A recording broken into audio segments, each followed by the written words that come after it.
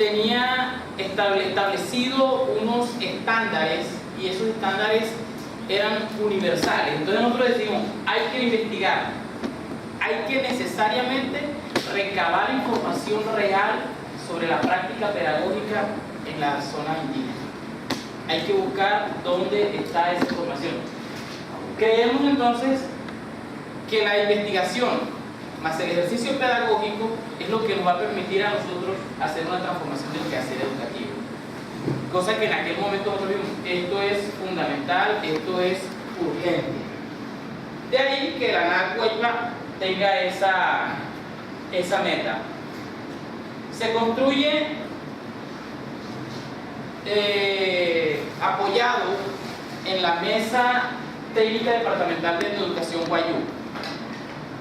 Estos municipios que aparecen aquí son los municipios con mayor población indígena en el departamento de La Guajira, indígena Wayuu. Teníamos un problema que hoy seguimos viviendo. Es el flagelo de la educación convertida en un negocio. Por aquel entonces, los docentes indígenas eran contratados, a veces casi terminando el año, se venía a hacer un contrato por unos pocos días y se le hacía un reconocimiento financiero que no retribuía todo el trabajo que los maestros habían hecho. Entonces se crearon los comités municipales de defensa de la etnoeducación. Esos comités se constituyen inicialmente en Maicao y luego se van anexando los demás municipios.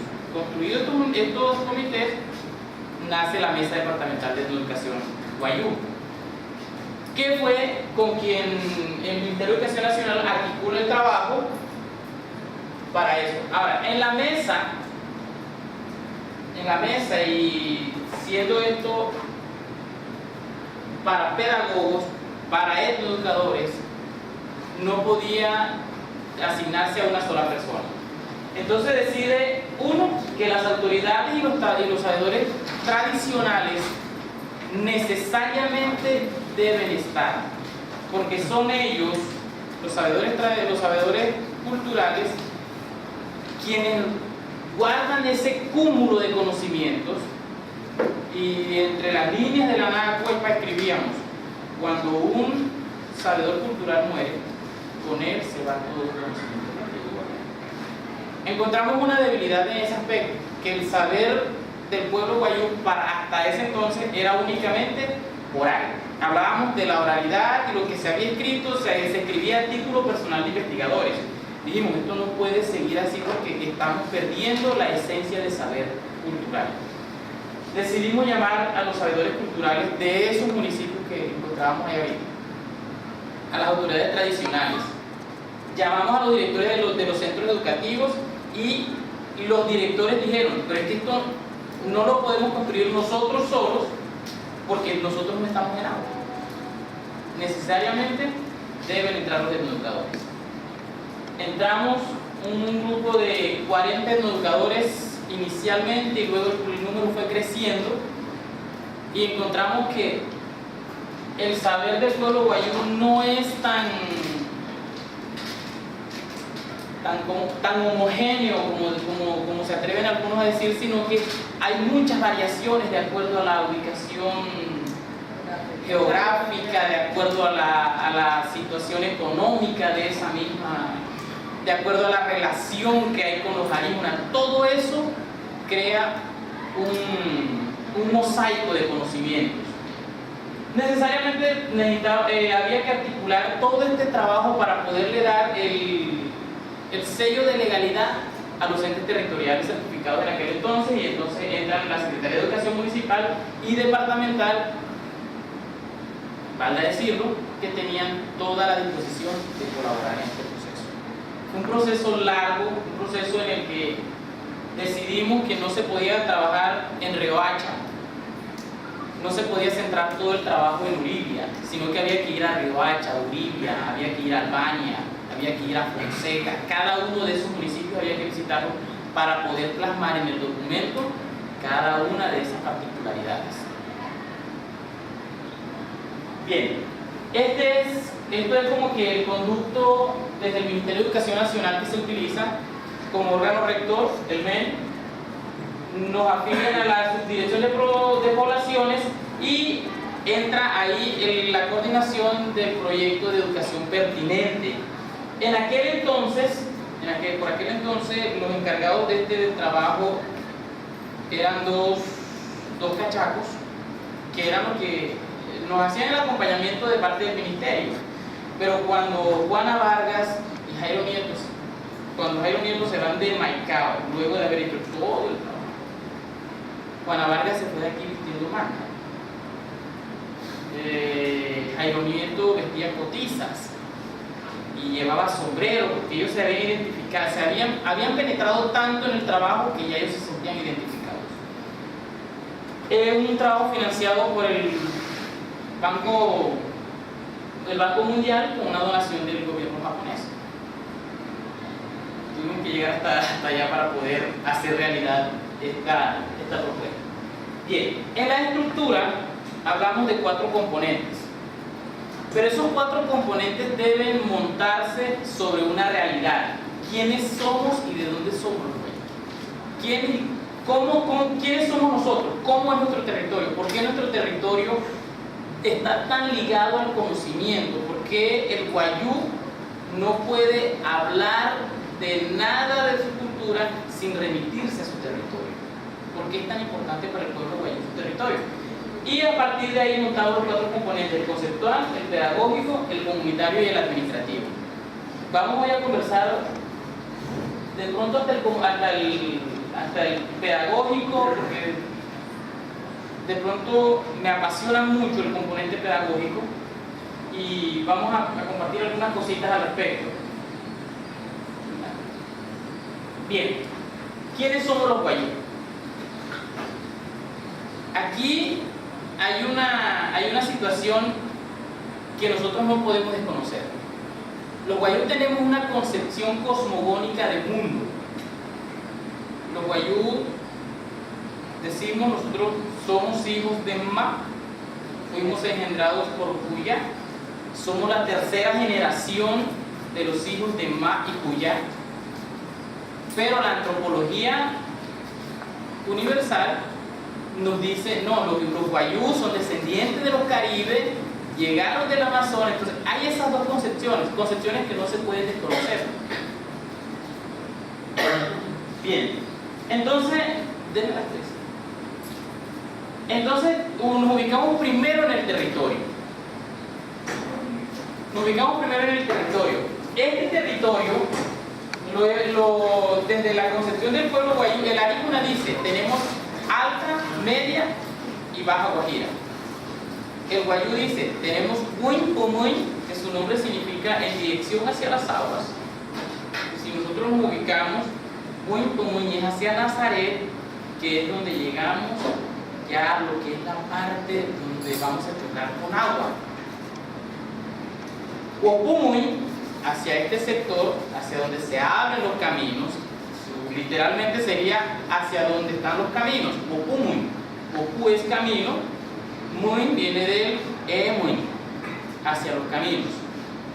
Paramuy, hacia el mar. Es diferente decir Buin Pumuy a Paramuy, y podríamos decir, pero sí que para Nazaret también encontramos mar. Pero nosotros nos ubicamos hacia las costas que nos van a permitir llegar directo al mar, mientras que para Buin Pumuy debemos pasar por Jarara.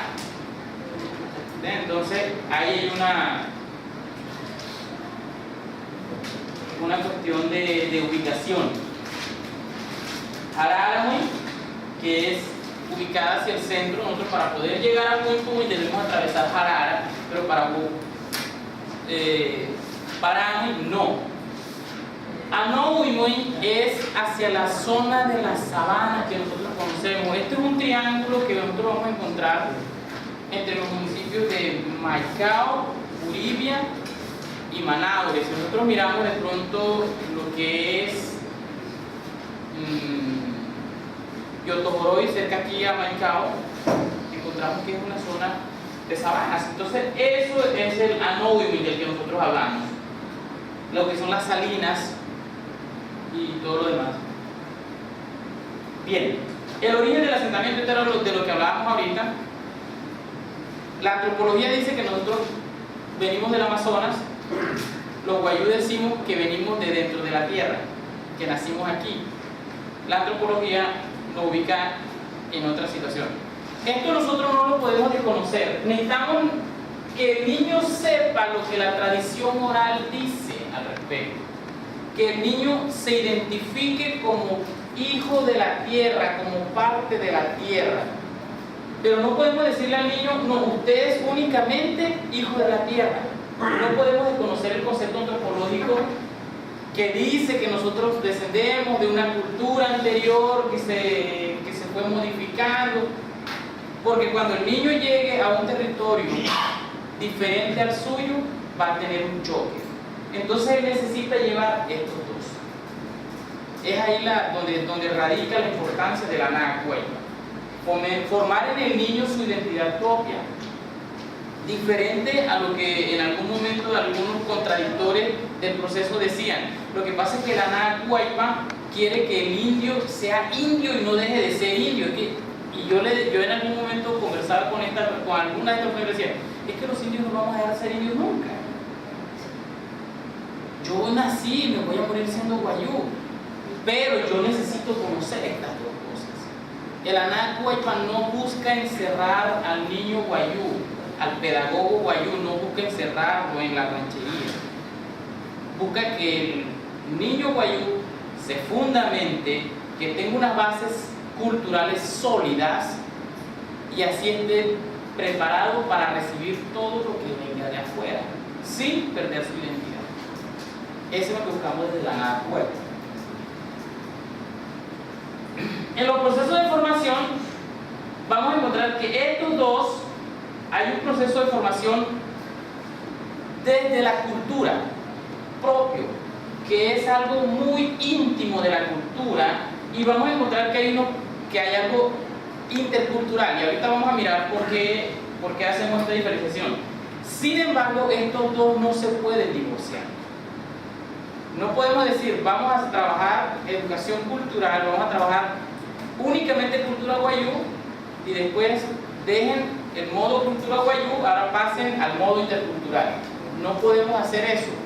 Necesitamos que el niño conozca ambos contextos, que haga contrastes sin detenerse, sino que complemente lo uno con lo otro en el mismo diccionario. Bien. De ahí que necesitemos identificar cómo se identifica el guayú, cómo se reconoce el guayú. Y el guayú se reconoce igual que yo creo que cualquier miembro de otra cultura, primero como un ser espiritual y luego como un ser social. Este reconocimiento del ser espiritual del guayú es lo que le permite a él una relación con todo lo que tiene cercano, pero esta relación es a partir de la cosmovisión. Ahorita hablábamos de que la oralidad del pueblo guayú nos enseña que los guayú somos la tercera generación de los hijos del Masa, que nacimos luego de los animales, pero anterior a los animales nacieron las algas. Eso es conocimiento cosmogónico. Eso es la proyección de la cosmovisión del pueblo guayú. Esa cosmovisión es la que ejerce la rectoría de todas las relaciones que tenemos con el entorno. Eso nos va a definir a nosotros. ¿Por qué el guayú prefiere vivir en una zona donde no hay agua potable, donde el sol es más fuerte que en la zona urbana, donde la tienda más cercana está a un día de viaje? Porque el guayú decide vivir allá. Eso nos va a permitir entender esa relación que tenemos con la naturaleza. A partir de la cosmovisión es que nosotros podemos entender por qué el guayú utiliza más las plantas, o utiliza como primer recurso las plantas antes que ir donde el médico. Vamos a encontrar casos en las rancherías, por ejemplo, que van primero donde el OUTSU, y si el OUTSU le autoriza ir donde el médico aríguna, vamos donde el médico aríguna. Porque hay una tipología de las enfermedades, hay una forma única de eso. Nos va a permitir incluso entender la relación con los espíritus. Mucho se nos ha escrito, mucho se nos ha dicho y mucha gente habla de que los guayú escuchamos primero lo que dicen los espíritus, pero nosotros podemos conversar con un muerto cuando acaban de enterrarlo y el cemento de su tumba todavía está fresco, nos visita en una noche de sueño y habla. Por eso la relación con el espíritu, por eso nosotros necesitamos entender esa relación cosmogónica para poder saber cuándo empieza y cuándo termina el duelo guayú.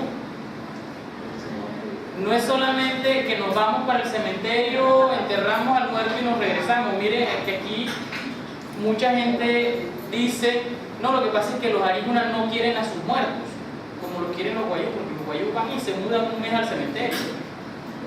No es que no los quieran, yo entendí que no es que no los quieran, es que ellos tienen otra forma de vivir su espiritualidad. Esa relación con sus muertos es diferente. Pero esa relación con los muertos es la que nos permite a nosotros, los que estamos vivos, tener una relación estable con los otros guayú. Entonces lo uno es consecuencia de lo otro, desde la composición del pueblo guayú.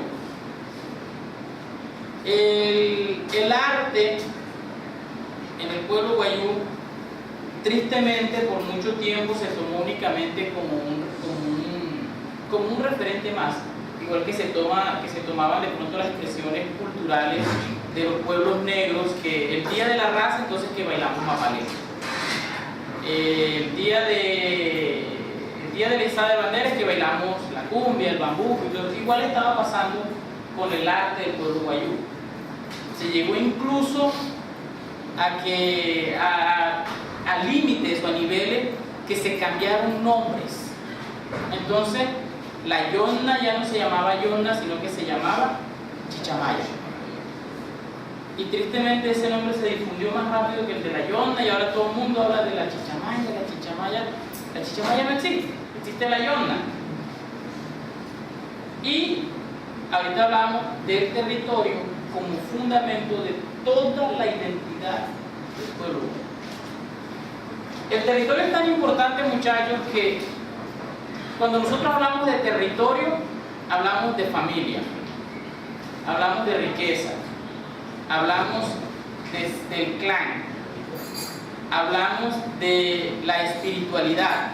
Cuando hablamos de territorio, hablamos de todo lo que representa la identidad del pueblo. Por eso nuestra lucha por todo este tiempo en aras de defender nuestro territorio de diferentes formas y de diferentes ubicaciones. Estamos tratando de que las explotaciones mineras respeten el territorio, que sin embargo ya se han cometido ciertos actos de irrespeto respecto al territorio. Bien, en el aspecto del guayú como un ser social, tenemos claro que nosotros no vivimos solos. En toda la extensa sabana de La Guajira no existe un guayú que viva solo. Todos tenemos a alguien cerca. Pero nosotros necesitamos entender, y en la educación del pueblo guayú, desde la educación, se orienta a que hay dos formas de valores o dos grupos de valores. Hay un grupo de valores individuales que lo definen a uno como persona. Yo como persona me valoro y valoro a los demás porque, uno, tengo pudor. Eso lo tenemos en guayú aquí, el caprira, tengo pudor. Aquella expresión de que no, lo que pasa es que los guayú, los niños guayú, y muchos niños guayú han sido estigmatizados en las escuelas, no, porque es que los guayú son tímidos. No son tímidos, son reservados. Porque el pudor cultural les enseña, usted no puede estar hablando con todo el mundo. Caprira, decimos nosotros. Decimos anata, anoiki, anata, puchi. controlar lo que dice. Usted, cuando hable con alguien, tenga cuidado de lo que va a decir. Por eso el guayú piensa mucho las cosas antes de intervenir y decir, no, yo pienso que, porque sabe que eso puede generar algunas consecuencias. No es timidez, no es un problema de aprendizaje, no es un problema de relación social, es una concepción cultural de conservación de la persona como tal. Eso forma parte de los valores individuales, pero también vamos a encontrar unos valores colectivos o grupales, porque necesariamente como personas de sociedad deben existir unas normas que rijan ese proceso en medio de la comunidad, en medio de la sociedad. Y entonces ahí entra el Arab-Año, por ejemplo, por tomar un ejemplo de los valores colectivos, que es el recato, que es el controlar sus acciones en medio de la sociedad. Entonces vamos a encontrar de pronto que hay la muchacha que se ríe con el uno, que se ríe con el otro, que va de enramada en enramada en los velorios, y entonces la guayú dice, ma prirasari, maragre rinsarsai. Esa mujer no tiene pudor, no controla sus acciones. Esa forma de los valores sociales es la que nos permite a nosotros mantener la sana convivencia con los demás. Bien, aquí viene algo de lo que conversaba ahorita con la profe Rosalba, y creo que con la señora Marley, que estaba por ahí cerca también, y es lo que al principio decía, el pensamiento que se nos ha venido vendiendo, que se nos ha venido imponiendo de alguna forma respecto a la educación, nos ha llevado a una interacción descontrolada con otras culturas. Esa interacción descontrolada nos ha generado asimilación de costumbres ajenas y el reemplazo de las propias. Y a eso es a lo que yo de forma personal, de forma muy personal, desde mi ejercicio le llamo un proceso de degradación cultural. De pronto no hemos dejado de usarlo, de pronto no hemos dejado de hacer las cosas, pero hemos bajado la intensidad con la que lo hacemos. Entonces hay un proceso de nativización lingüística. Este proceso de nativización lingüística es consecuencia de la adquisición de nuevas tecnologías, de nuevos artículos que no son nuestros y que van entrando en uso, pero que irremediablemente van reemplazando otras. Voy a citar un ejemplo para puntualizar en esto. Mi abuela murió utilizando amuchi, las famosas músculas, las famosas tinajas. Mi abuela utilizaba eso como sus depósitos de agua. Ella no utilizaba agua de garrafas, porque ella decía que sabía a plástico, que sabía a manteca, y yo utilizaba era su amuchi. Ella le envasaban el agua y eso era lo que utilizaba. Sin embargo, las amuchi fueron reemplazadas por las garrafas. Y miremos nosotros un ejemplo. Para poder ir a buscar el agua al Hawái en una amuchi, uno no se la puede echar a los brazos y voy a buscar, no. Necesita llevarla en una mochila grande, fuerte, que se llama cattoy. Esa cattoy la elaboran las mujeres. Ahí estamos hablando ya de dos artículos. Y la mujer tenía que colocársela en la espalda y era la mujer, no por discriminación, no porque fuera imposición, sino porque la múcura es una cerámica delicada y necesita ser tratada con delicadeza. El hombre es tosco, la carga, la puede hacer caer y hasta ahí llegó la múcura. Hay la explicación de por qué era la mujer la que buscaba el agua en su múcura, porque ella es más cuidadosa.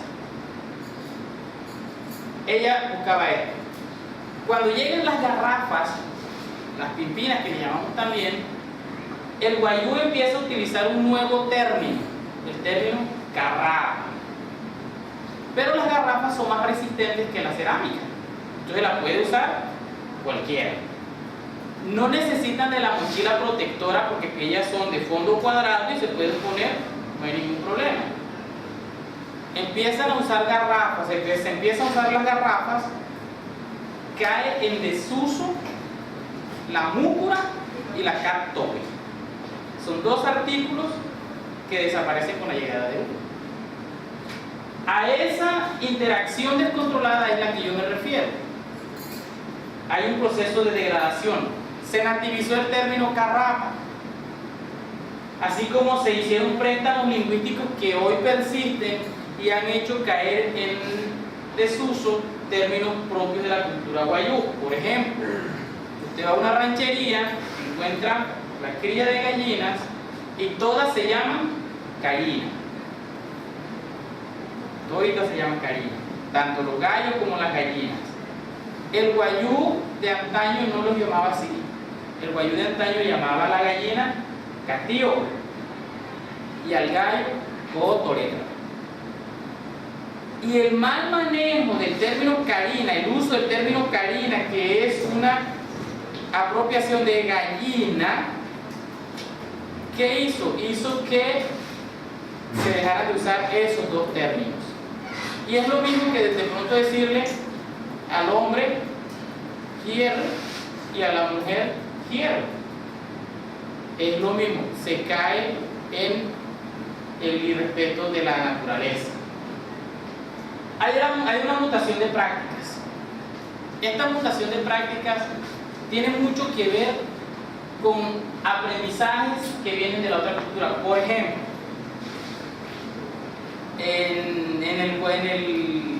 en la sociedad guayú de antaño, el muerto era enterrado en una fosa. Si fue muerto violentamente, era envuelto en un cuero, se llevaba a la fosa, se tapaba y no había velorio. Pero murió por una causa diferente a una muerte violenta o una consecuencia de una guerra. Era enterrado en una patsua. La patsua es una madera y se hacía su velorio normal. Pero uno preguntaba, ¿y quién está enterrado ahí? No, ahí está enterrado fulano de tal. Hoy día vamos a un cementerio guayú y ¿qué encontramos? Edificaciones de cemento con una cruz y el nombre de la persona. Se insertó la cruz que no la conocíamos y que no nos hace daño, pero reemplazó una práctica cultural propia, una práctica milenaria. Todo esto sucedió teniendo como aliado un proceso educativo que no era nuestro, que no es nuestro.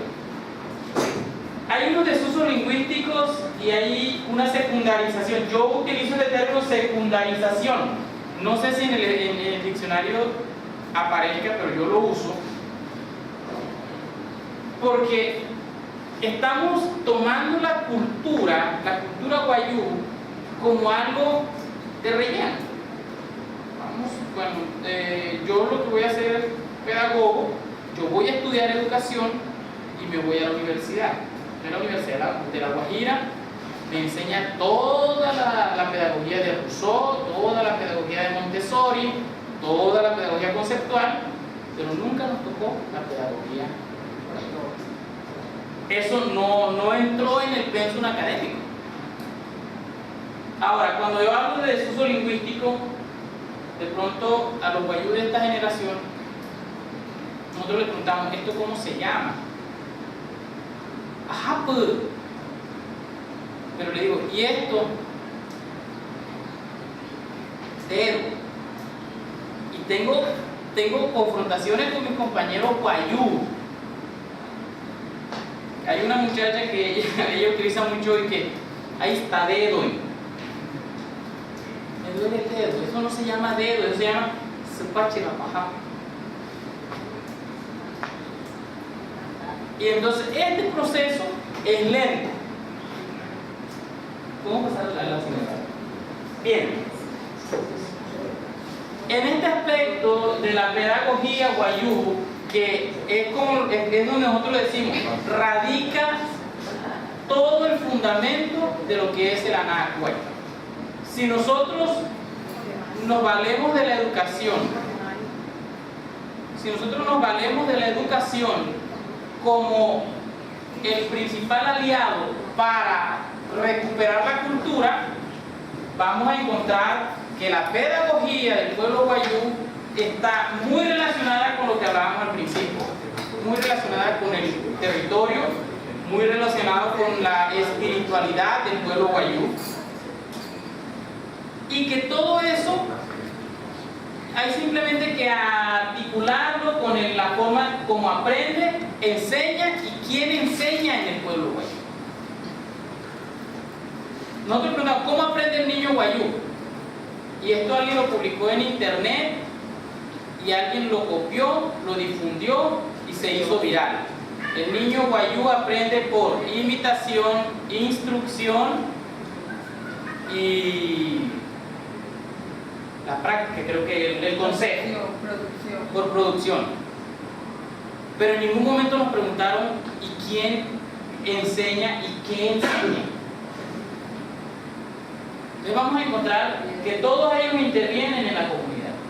Ahora, el último, escuela, tomamos, ese lo anexo yo, como el recurso nuevo, el último recurso que hemos agregado, porque no podemos negar que la educación, como la concibe la Laguna, nos está sirviendo, eso no lo podemos negar.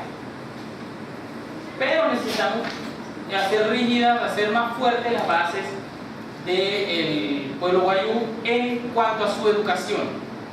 Ahora, todo el proceso de educación es oral. Todo el proceso es oral. Pero yo no puedo desconocer que la escritura que me enseña a mí el Ariguna me sirve para fortalecer mi proceso. Entonces yo me valgo de esa herramienta y voy a fortalecer la educación a través de la escritura.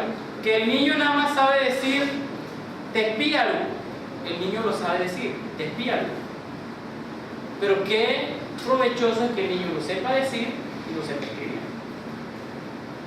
El Wayuu aquí es ágrafo, no tiene escritura o no tenía escritura hasta que se empezaron a implementar los alfabetos, por ejemplo el alif, que es el que se usa ahora mismo, para la escritura de los sonidos del Wayuu. Entonces eso me lo ha enseñado a mí la escuela occidental. Entonces yo lo voy a meter en este conjunto de cosas que me sirven. La lengua oral, la lengua Wayuu se aprendía oralmente. No se habían determinado las normas gramaticales, no se habían determinado las normas de escritura. Cuando se empezaron a determinar, eso también debe entrar a formar parte del proceso de enseñanza y vamos a agregar. Entonces ahí yo creo que es puntual hacer el reconocimiento de que estamos utilizando la grafía que nos enseña la Laguna para enseñar nuestra lengua y no estamos lesionando la cultura Wayuu de ninguna manera, por el contrario la estamos fortaleciendo. Bien, estos son los ciclos de desarrollo del pueblo Wayuu. ¿Desde qué momento nosotros los Wayuu empezamos a aprender? ¿Y cuándo dejamos de aprender? Estamos convencidos de que el Wayuu aprende desde la primera etapa, que es el arero iguaya. Es el proceso de gestación. Desde ese momento, los Ariguna lo llaman, creo que estimulación temprana. Nosotros desde ese momento empezamos a aprender. Es en ese momento que el niño aprende que él pertenece al clan Ipuana. Pero cuando el niño nace, que es Gemeiwa o Gemeipa, lo primero que va a hacer es reconocer a su mamá. Es un proceso de aprendizaje muy importante. a identificar quién es su mamá, quién no es su mamá, a quién llorar y a quién no. Durante el Jobú y Guaya, que ubicamos esta edad como el niño de brazos que empieza las operaciones iniciales de mover los brazos, de agarrar, todo ese proceso durante el Jobú y Guaya. ¿Cómo? La motricidad. Mientras que el Hintul y el Hintul, ya hablamos de un niño que puede asumir una que otra responsabilidad sencilla en la casa. Por ejemplo, a la Hintul, una niña como hasta los 7 años, le decimos, cuida a tus hermanitos. No quiere decir esto que ella va a cocinar, no quiere decir esto que ella le va a hacer aseo a la casa. Es que ella va a jugar con sus hermanos para tenerlos ahí. Estamos más o menos como en la edad de los 7 años en el Hintul y el Hintul. El niño aprende durante ese tiempo actividades sencillas como reconocer qué cabrito es hijo de la cabra, a clasificarlos y todo eso. Cosa que ya no hace la Himor y el Imai Emachi. El Eimai Rash también se le llama el Eimai Rash ya empieza, por ejemplo, a buscar los burros. ¿Qué edad tiene? Estamos hablando como a partir de los 8 años hasta los 11, 10, 11 años, que ya empieza más o menos la etapa de lo que llamamos la preadolescencia. Sí. Durante este tiempo la niña aprende el arte de hacer los tejidos. Es aquí en esta etapa donde la niña empieza a aprender sus primeras obligaciones como mujer. Y cuando hablamos de obligaciones, no es porque sea ella la única encargada, sino que es ella la responsable, no importa que otro también lo pueda hacer.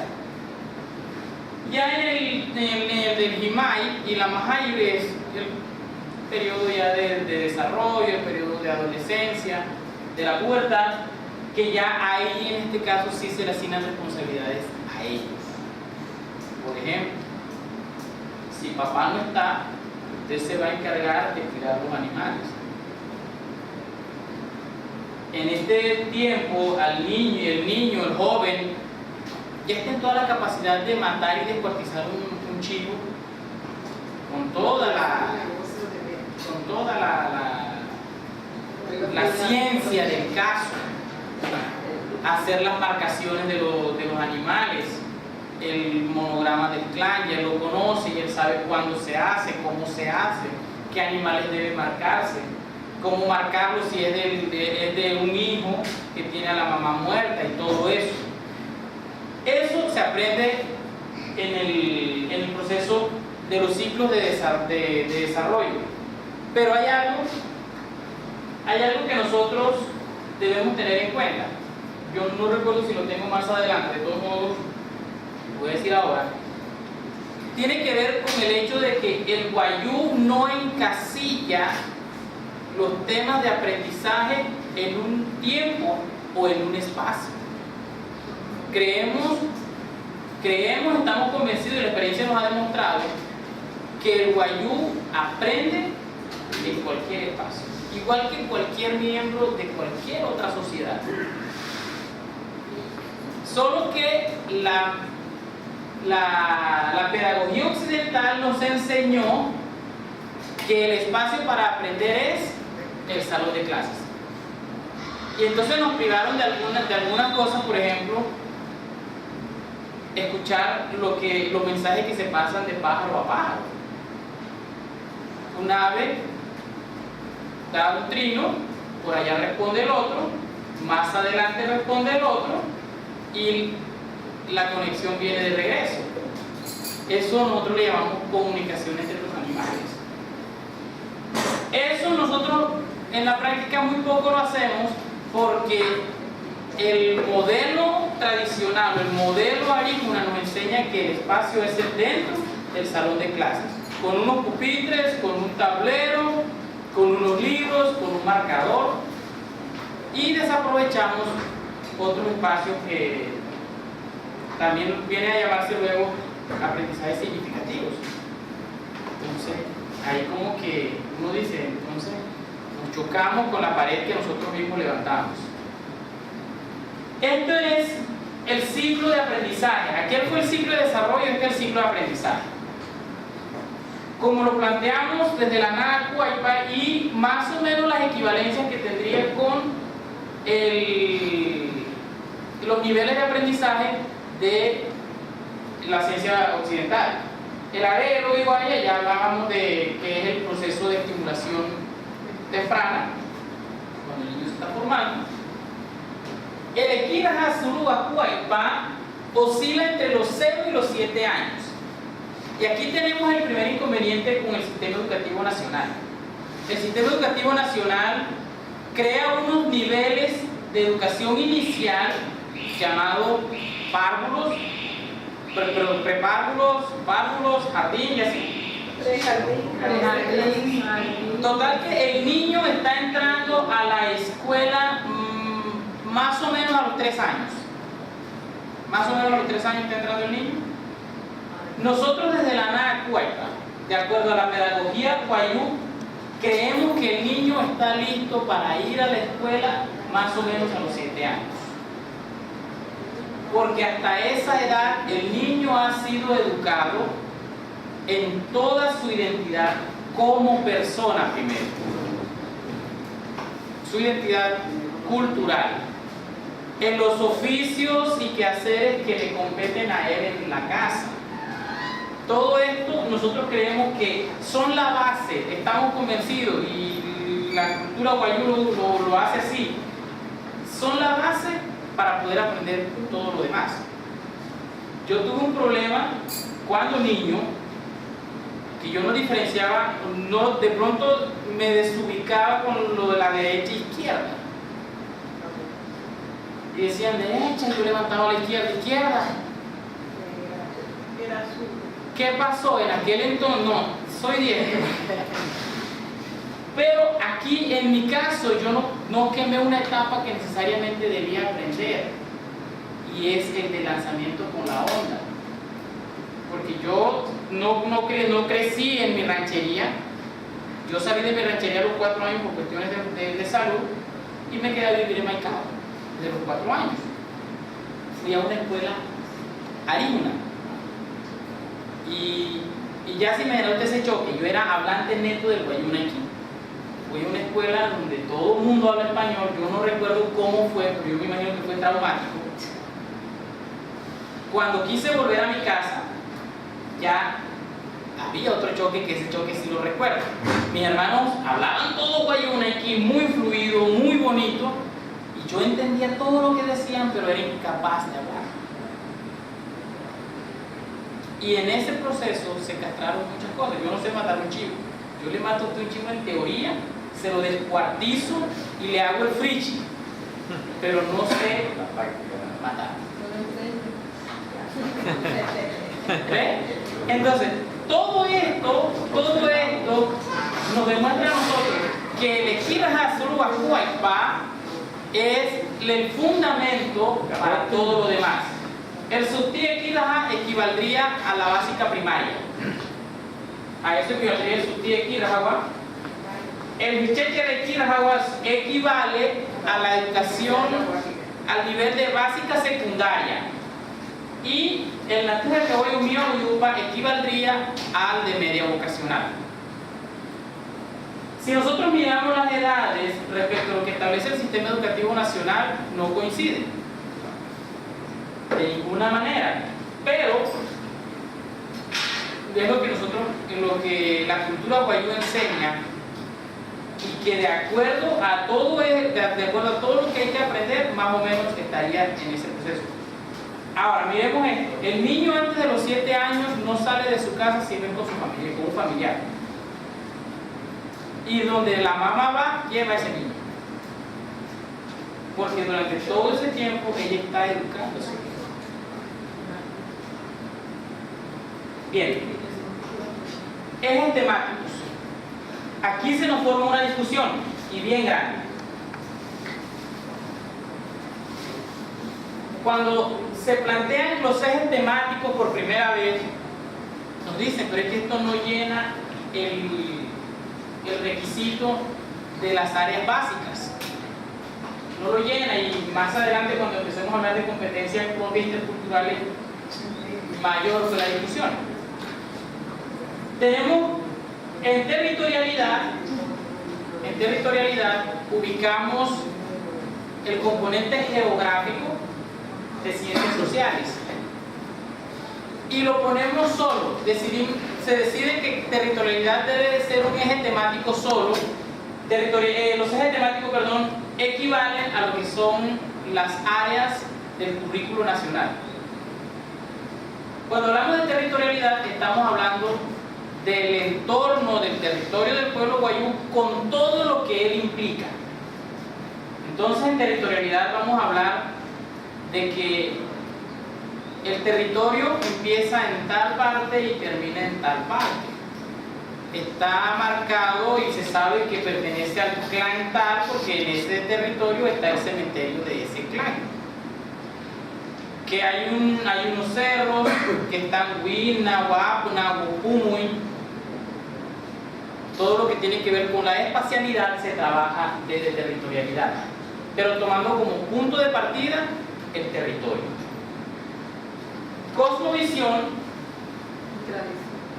y tradición se convierte, o de alguna forma equivale a todo lo que es filosofía, todo lo que tiene que ver con nociones de religión, todo lo que tiene que ver con las creencias, los mitos.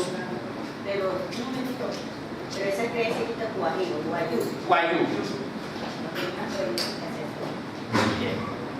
Esto como punto de partida. Luego hablamos del Ari-Hunaiki, aunque en el Anáhuaypa aparece Ari-Hunaiki español, yo coloco Ari-Hunaiki español e inglés.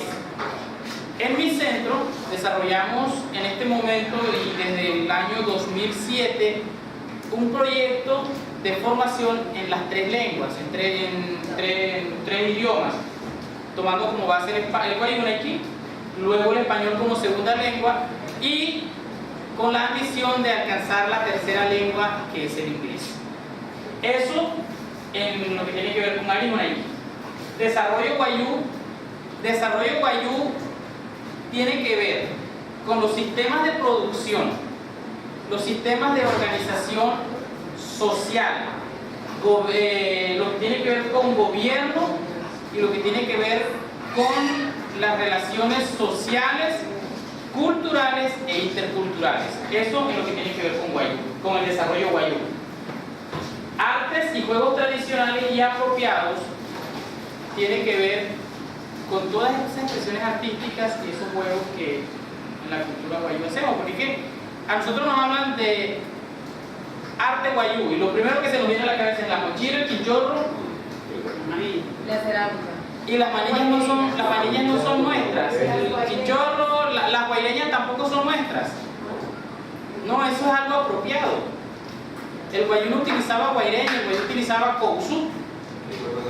Pero el contacto cultural, la del cuero de la vaca, que es como una vaquita. Lo destecaba y lo armaba. Eso era, y entonces el contacto nos ha permitido utilizar de la ciencia, de la cultura occidental, cosas que nos han servido a nosotros. Ese mito, no, que la cotiza es propia del pueblo guayú. Mucha gente dice, pero es que ustedes son los únicos que lo utilizan, y no somos los únicos. Resulta que en los llanos orientales las utilizan. Pero no la misma versión. No es la misma versión. Bien. Aquí nosotros hablamos de los juegos que los guayú practicamos desde quién sabe hace cuándo, y aquellos que hemos dejado de utilizar. Yo antes creía que el guayú nada más jugaba al caray y agua, que es el tigre cazando a los humanos y los humanos cazando al tigre. Resulta que no, que la yonna tiene muchas formas y que la gran mayoría son juegos. Las obras, agua, las actividades lúdicas que hay durante un velorio. Todo eso forma parte de lo que es arte y juegos tradicionales. Y tenemos el apropiado, porque no podemos negar que nosotros hemos copiado, hemos aprendido algunas expresiones artísticas de otras culturas. Entonces nosotros no podemos desligarnos de eso. Medicina guayú y apropiada tiene que ver con lo mismo. Está muy relacionado con territorialidad, cosmovisión y etnociencias. Esos 4 ejes nos van a decir a nosotros cuándo, cómo, por qué y quién prepara una medicina. No lo prepara cualquiera. Hay unos mecanismos, hay unos requisitos que se deben cumplir para que esa medicina sea efectiva. Matemáticas, tenemos un sistema matemático propio, de pronto no lo tenemos escrito, no lo tenemos enmarcado o patentado, por decirlo así, pero lo practicamos. Y no podemos desligarnos de las matemáticas universales. Eso tampoco sería como que apropiado. En etnociencias colocamos etnociencias naturales y etnociencias sociales. Si lo miramos así, las ciencias sociales están en territorialidad, están en cosmovisión y están en desarrollo humano. Entonces sí alcanzamos a abarcar las áreas básicas del currículo nacional. El desarrollo guayú. El guayunaiki, no, el guayunaiki es aparte. No, aquí no lo coloqué. Pero el guayunaiki es un eje temático individual. Son 9 ejes temáticos. Aquí no lo coloqué porque está en el siguiente, en el ejemplo de un proyecto de aula comunidad que tengo por ahí. Bien, respecto a los ejes temáticos, son 9, pero deben desarrollarse o se desarrollan en el acto pedagógico como uno solo. Estos ejes temáticos guardan entre ellos una relación de integralidad que va a integrar a los contenidos todas las dimensiones del ser humano.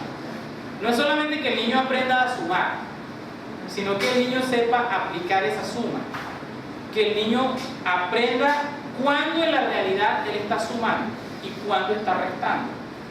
No es solamente que el niño sepa que Colombia es el Estado Social de Derecho, sino que el niño se identifique como colombiano y que viva esa identidad como tal.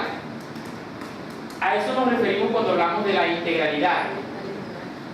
Cuando hablamos de la interdisciplinariedad, es lo que decíamos ahorita respecto a articular todos esos ejes temáticos y desarrollarlos como si fuesen uno solo. Entonces aquí nosotros no vamos a decir, bueno, ahora voy a parar medicina guayú porque voy a pasar a guayúnequi, sino que en el ejercicio simplemente se va dando, sin establecer límites. Se va dando y lo uno va enriqueciendo lo otro. Y la transversalidad tiene que ver con la articulación del acto pedagógico. Yo voy a enseñar cosmovisión y tradición, pero eso que yo voy a trabajar en cosmovisión debe estar relacionado con la realidad y las necesidades de esa población, las necesidades de esos niños. No es que yo voy a llegar y entonces voy a enseñarles la filosofía de Kant. Y la filosofía de Kant, empezamos a hablar de la moralidad desde Kant, que no tiene ninguna y no establezco de pronto el puente de relación con la cultura guayú. Debo identificar cómo se relacionan, debo establecer ese punto de articulación. Y eso lo hacemos desde cosmovisión. Vamos a tomar el pensamiento del pueblo guayú. No vamos a establecer diferencias o similitudes, vamos a establecer puntos de articulación con la cosmovisión arígena. hoy día tenemos algunas complicaciones, porque el guayú, por ejemplo, utiliza la aranía, que es un objeto que algunos le llaman la contra, y en las comunidades se están practicando confesiones religiosas que llaman a sus adeptos a dejar la aranía. ¿Ven? Entonces, algunos que han hecho, se han ido hasta el mar, allá botan la aranía, y porque la confesión religiosa de alguna forma se lo exige así. Entonces, en la escuela nosotros debemos establecer ese punto neutral, formador, que oriente a esos muchachos, porque ellos llegan a la escuela con esa pregunta: profe, mi abuela, que era Outsu, botó todas sus cosas en el mar porque ella ahora es evangélica, ¿qué hacemos?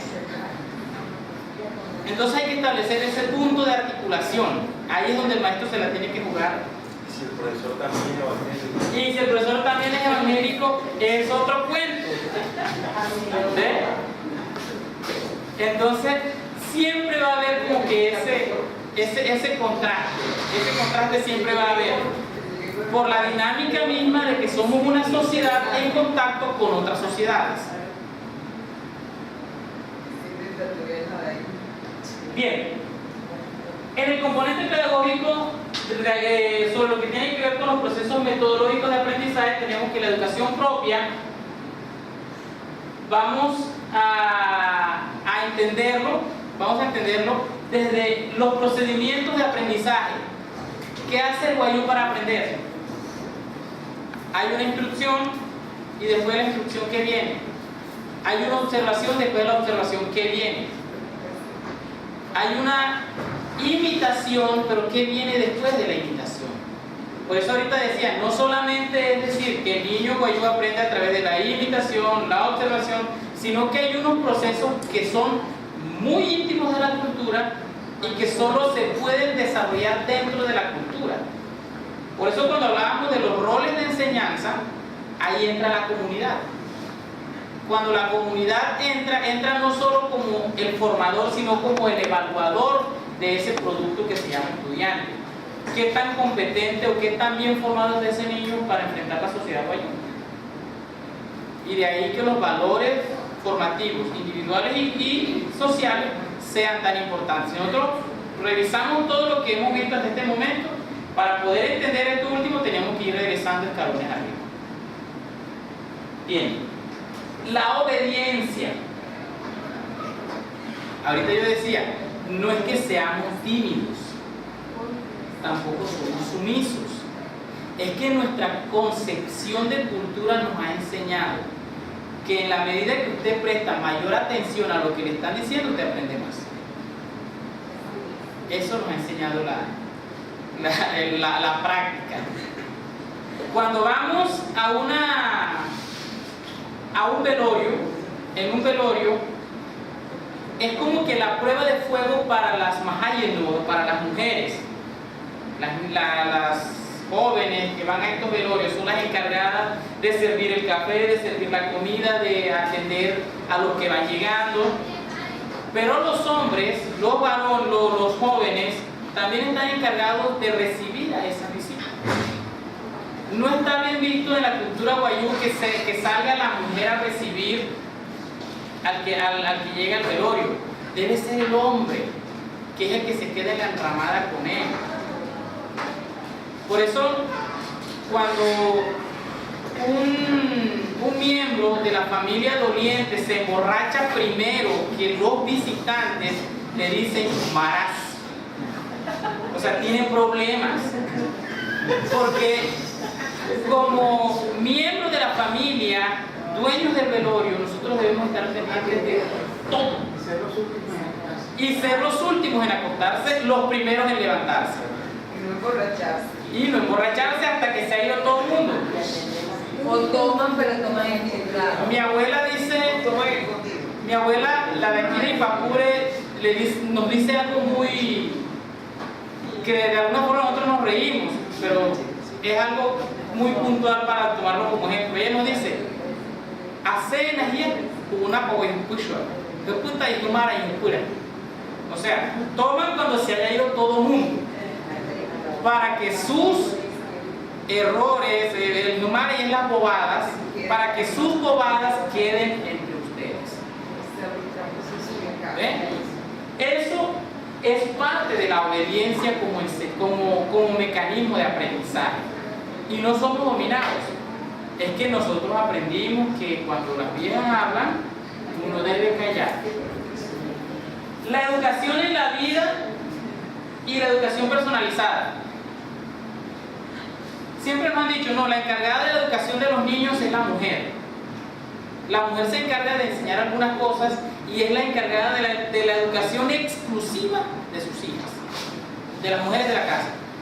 Pero a mí como hombre me toca enseñarle a mis hijos algunas cosas. Por ejemplo, vamos a armar un rancho, el hombre es quien debe cortar la madera. El hombre es quien debe hacer las medidas. El hombre es quien debe armar el diseño que armó la mujer. ¿Y por qué la mujer es la que arma el diseño? Porque ella es la que lo va a asear. Porque ella es la que lo va a cuidar. No es por un capricho, es porque es ella la que direcciona la casa. Por eso ella diseña cómo quiere la casa. Eso es lo que tiene que ver con la educación personalizada. Y la libertad como recurso tiene que ver con que el niño guayú cuenta con mucho espacio para desarrollarse. Sujeto a la obediencia, siguiendo los conceptos de la educación personalizada, el niño tiene toda su ranchería para poner a prueba todo lo que le enseñaron. Por eso es normal que uno llegue a una ranchería y encuentre micro rancherías, le llamo yo. Micro rancherías con piedras y arman los ranchitos. Y aquí hay un grupo de piedras que son los chivos, aquí hay otro grupo de piedras que son las vacas. El niño está poniendo a prueba todo lo que papá le ha enseñado. Y estamos hablando como hasta los 7 años más o menos. Y es lo último, que es el ayudar a aprender o aprender haciendo. Eso es una realidad. Lo que usted le enseña, si usted no lo pone en práctica, no lo aprendió. Entonces el niño lo pone a prueba enseguida. Le dijeron, si tú a la leche le echas un poquitico de leche cuajada, esa leche enseguida se va a cuajar. El niño lo lleva al ejercicio para comprobar si es verdad o es mentira lo que papá le está diciendo. Bien, la investigación tiene dos. Aquí ya con esto terminamos, la presentación, tiene dos aspectos. Uno, y es que la investigación se plantea desde la concepción guayú como algo directo, algo que usted tiene que vivir para poder usted emitir juicio. No como algo que se construye desde un computador o se construye desde un escritorio, se construye desde la realidad. Eso tiene que ver con el cómo hacemos con la investigación. Para yo poder emitir juicios sobre algo, yo debo manipular ese algo. Yo debo tener contacto con ese algo. Y lo otro tiene que ver con que aquí en el desarrollo de la NAC Huaypa se va a desarrollar investigación y todo el proceso de formación, todo el acto pedagógico está montado sobre un proceso permanente de investigación. Yo no puedo llevar al aula de clases algo que simplemente lo armé siguiendo una guía. Debo llevarlo al ejercicio a partir de todo esto. ¿Cómo voy yo a transversalizar todo el proceso todo lo que voy a enseñar en mi salón de clases? Ahora sí puede abrirse un chivito. Ya con esto terminamos.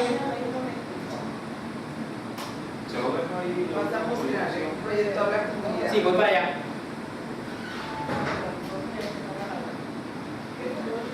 Mientras, señor, la pregunta que usted me decía.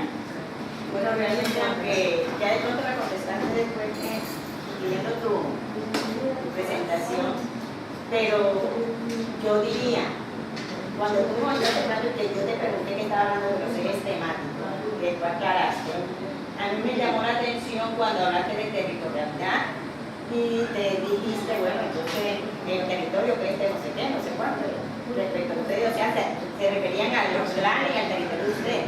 Entonces yo pensé, sí, bien, pero cuando estamos hablando, ellos apenas van a conocer ese territorio en su educación, no, ellos tienen que abrirse a los demás. Entonces tú lo aclaraste después cuando viste en la zona de iniciativa.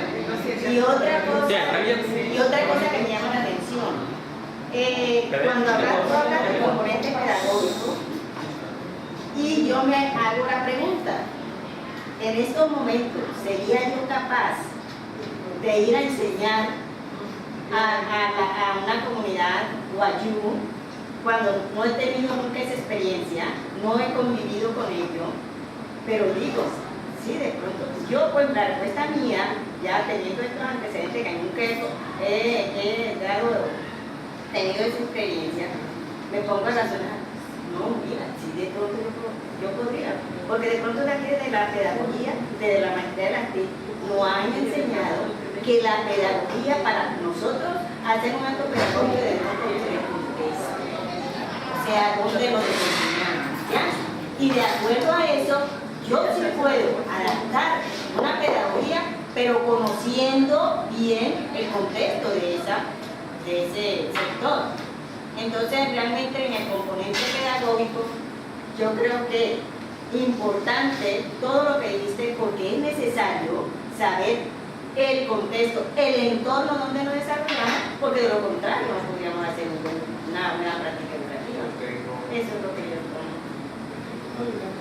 No sé si de pronto en el lapso en que tú no fuera lo que usted lo comentó en la presentación, pero quisiera saber desde el componente pedagógico cómo abordaron la evaluación, cómo abordan la evaluación. Vamos a eso. Sí. Sí, vamos a eso. Perfecto. Bueno, la señora toca un tema que a mi juicio es algo delicado. Y ahorita lo conversaba con la profe Rosalba, tiene que ver con el hecho de a quién nos mandan a las rancherías a ejercer como docentes. Es algo muy delicado el hecho de que a veces nos mandan, nosotros nos mandan a veces muchachos, y en Maicao me ha pasado, en mi centro me ha pasado, yo ejerzo algunas funciones en la comunidad, yo soy el que yo establezco como que la relación entre el centro y las comunidades, entre el centro y las autoridades tradicionales, por decisión de las mismas autoridades tradicionales. Entonces, cuando hay que hacer algo en la alcaldía, profe, venga que necesitamos hacer esto. Entonces, en alguna ocasión nos mandan de la alcaldía a un estudiante de la Universidad de La Guajira para que ella haga su función como docente en la sede Carinchón, recuerdo yo. De Maicao a Carinchón en carro nos tardamos alrededor de unas 2 horas por la carretera destapada o 1 hora entrando por Venezuela. El asunto es que yo me voy por Venezuela con la muchacha, la dejo en Carinchón, le presento la autoridad tradicional, te vas a quedar en la casa de fulana de tal, esta es la señora, la dejo instalada. Me regreso otra vez por Venezuela, llego a Maicao y al día siguiente, en la mañana, me entero que la muchacha llegó en la noche a Maicao. Porque de la universidad ella salió con una idea de educación que cuando llegó a la realidad chocó, y esta mujer dijo: no, yo no aguanto, no hay luz, no hay nevera, y es guayú, es guayú. Yo le dije: bueno, entonces no puedo hacer más nada por ti, ya todo lo que podía hacer era ayudar. Nosotros dentro del desarrollo de un proyecto que hicimos en Manzana encontramos o identificamos en el proceso formativo algunas variables. Una de las cosas que nosotros observamos es la forma como es seleccionado, tiene que ver con lo que estás hablando, el docente que está allí, y encontramos que independientemente de la formación, uno de los requisitos era ser parte de la comunidad. Sí. y obviamente tener el dominio de las dos lenguas. Eso cómo impacta desde la perspectiva de la enseñanza. ¿Cómo ven ustedes eso, el proceso formativo? Porque nosotros hacíamos un análisis y encontramos desde nuestra perspectiva que las condiciones que tenían los docentes no eran ideales para ejercer la enseñanza. Desde nuestra perspectiva, veíamos que su formación no reunía las condiciones desde nosotros para considerar que eran idóneos para enseñar, pero cumplía el requisito que era de la comunidad y tenía era bilingüe.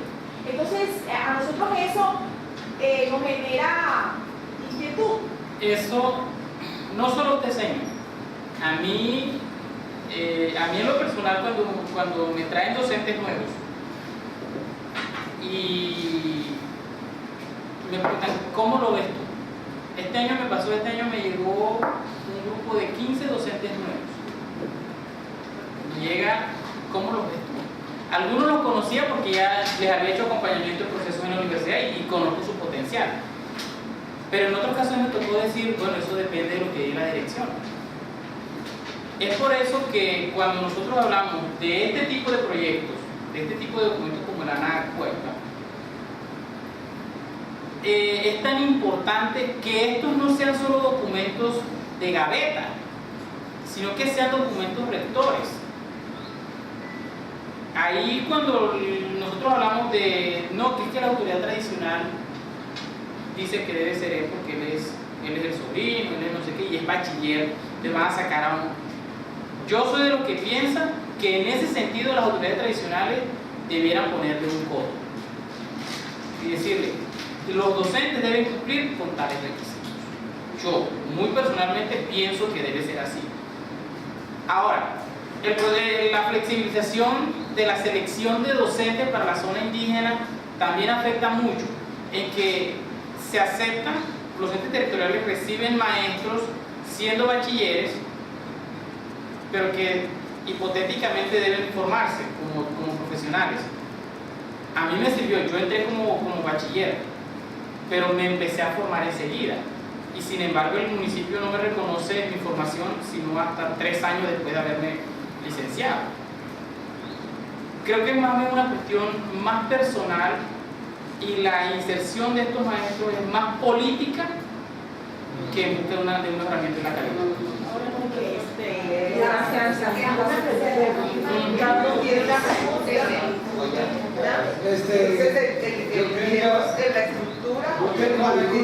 Yo quería preguntarte qué tiempo tiene ese estudio, el desarrollo. El documento Sí. se oficializó en 2007. Ok, en el 2007. Si algo he aprendido de la cultura en algunos espacios que he tenido la oportunidad de compartir, es que es muy dinámica y tienen cambios muy abruptos.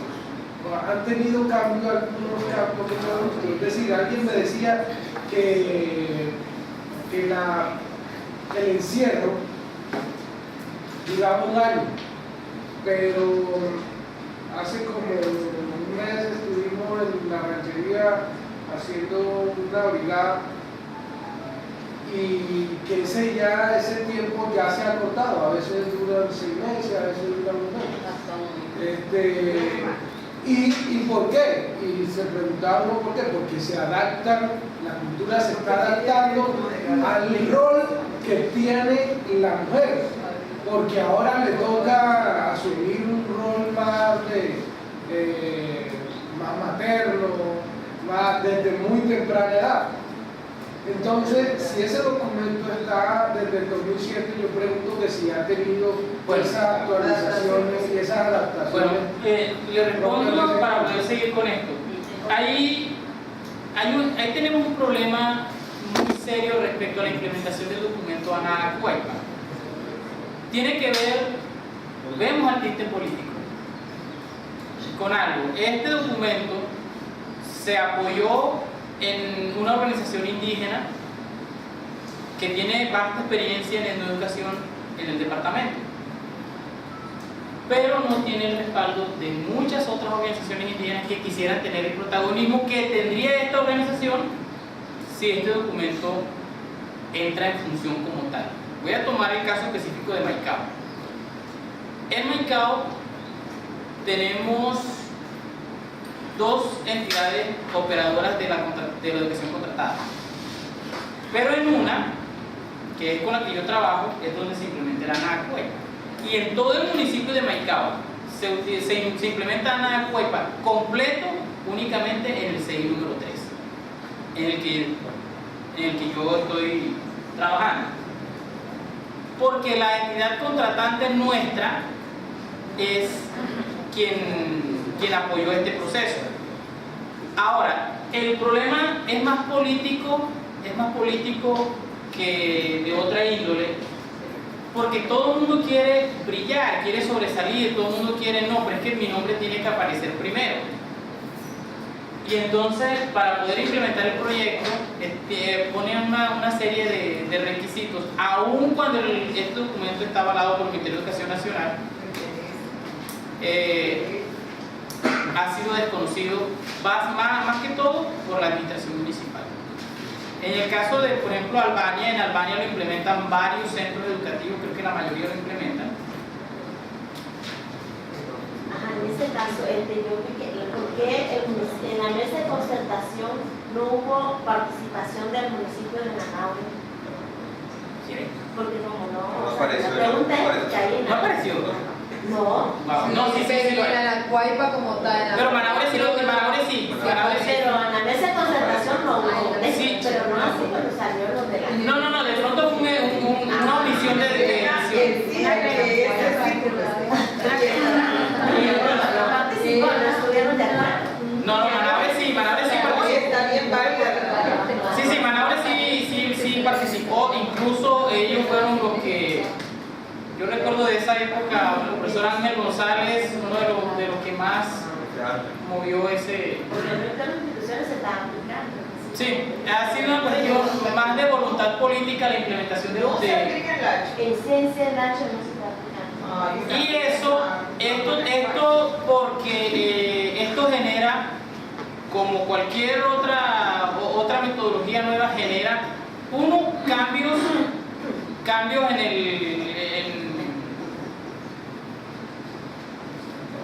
el pensamiento pedagógico,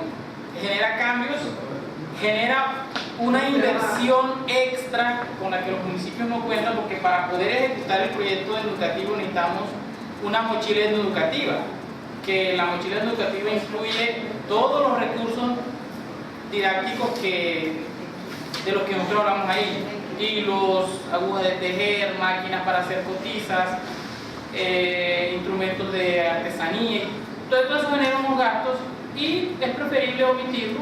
Entonces, no lo reconocemos y no hacemos ese gasto. De pronto es la... Pero disculpe, los recursos llegan a las mujeres temporales que contratan los niños. Sí. Y los recursos para las mochilas que ganan de una idea de Las mochilas educativas llegan a los entes contratantes o al ente territorial. En este caso debe llegar al municipio por ser certificado. ellas no la dan. Pero lo define su alcalde. Eso lo define el alcalde. Su política es que define la educación indígena que va a aplicar el proyecto y le define el presupuesto que incluye la mochila. Eso es más voluntad política que otra cosa. Pero dice que no. Mira, tengo una pregunta. No lo define el alcalde, su política en los municipios certificados. ¿Quién lo define? La contratista. Todas las contratistas pasan su proposición. Pero se inserta la proposición en la No, mochila. en esa proposición tiene que ir su canasta educativa, su mochila educativa. Va ahí. Todo incluye Todo tiene que tener canasta educativa y valor de la canasta educativa. pero la caja. Pero es que en las canastas No, lo que educativas, van a hacer, lo que van a entregar. en la canasta educativa ahora se está incluyendo únicamente el talento humano. No se está incluyendo material didáctico ni de apoyo. Y la mochila educativa se refiere a únicamente material didáctico y de apoyo.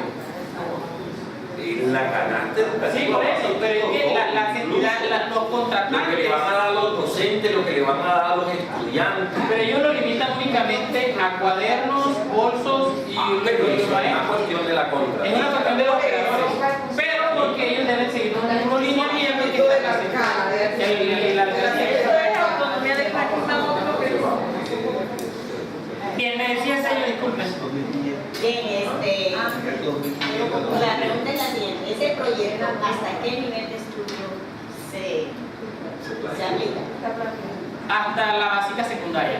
Mira, porque tengo, por una pregunta, tengo la sensación, no estoy diciendo que es realidad, sino yo sí tengo la sensación de que el proyecto es magnífico porque fortalece la identidad, ¿cierto? Y además que la prepara.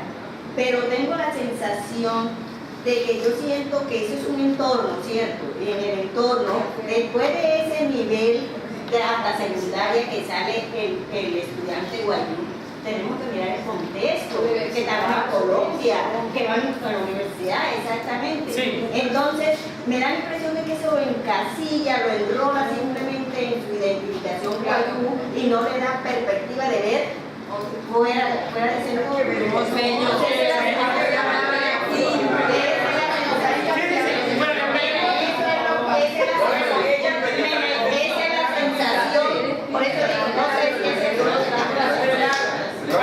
Vamos a mirar.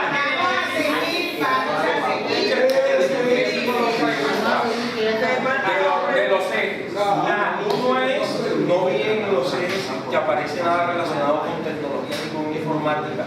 Y dos, porque la fusión entre artes y artesanía. Vamos a seguir con el formato. Desde nuestra, de la visión acá occidental alguna, pues una cosa son las artes, otra cosa son el deporte. Y nosotros vemos más los juegos como deportes. ¿Por qué la fusión dentro de la cultura? No hablamos, aquí no colocamos tecnologías porque nosotros como pueblo indígena no tenemos estructurado, digámoslo así, estructurado de forma secuencial o de forma sistemática los saberes sobre ciencia y sobre técnicas, básicamente sobre técnicas, sobre tecnología.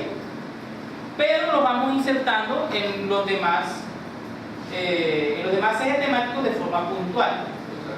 Ahora, ¿por qué la fusión de arte y juegos? Porque necesariamente en la cultura guayú el niño aprende en el ejercicio. Una de las filosofías que nosotros más trabajamos en la NACUAIPA es que el niño aprende en la vida, por la vida y para la vida. Entonces, si nosotros hablamos de arte, en la ciencia occidental se puede tomar el ejercicio de un deporte o el ejercicio de un arte como una actividad lúdica, como una actividad extra en la que usted puede dedicar su tiempo libre.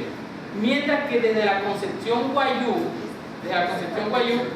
la niña que aprende a hacer chinchorros está desarrollando una habilidad artística que le va a permitir a ella un sustento, un recurso para sostenerse. Lo mismo pasa con el que aprende un deporte. Vamos a hablar de pronto de un deporte en la cultura guayú del Atza y Nirahuá, el mal llamado lucha libre. El hombre que aprende Atza y Nirahuá no solamente está formando un deporte, sino que está desarrollando una habilidad física. ¿Sí? Entonces, por eso la fusión, porque son espacios en los que él se va desarrollando como persona en la medida que va desarrollando una actividad que le va a permitir a él un desarrollo económico, un desarrollo social, todo lo demás. Bien, ahora sí, vamos aquí con el eje de con el proyecto de aula en comunidad. Esta es una de las actividades que desde la construcción curricular yo propongo.